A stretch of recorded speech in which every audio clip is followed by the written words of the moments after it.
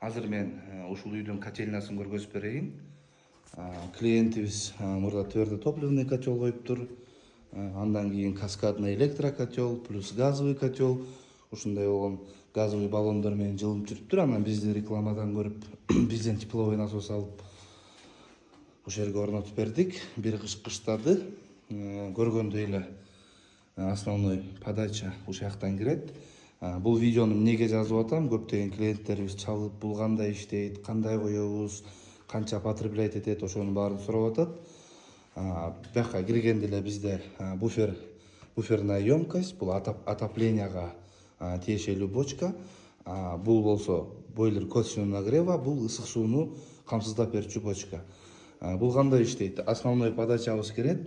Ушул жерде ушундай болгон трехходовой клапан турат. Ушул бочка менен ушул бочканы каскадно иштетип берген ушул трехходовой клапан. Мунун температурасы, отопление температурасы түшкөндө отопленияга которот, суунуку түшкөндө сууга которот. Баардыгын ушул трехходовой клапан кылып берет.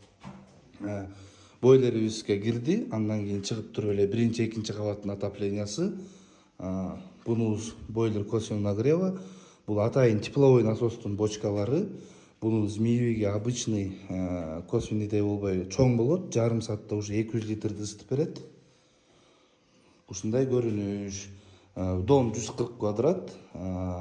Кышында суук күндөрү 4000 потреблять этти дейт клиентибиз. Клиентибизге отзыв берип койгула десек, кичине тартынып атат, өзүңөр тарта бергиле деп. Эми бизден тепловой насос заказ кылгыла. Консультация бизде бар.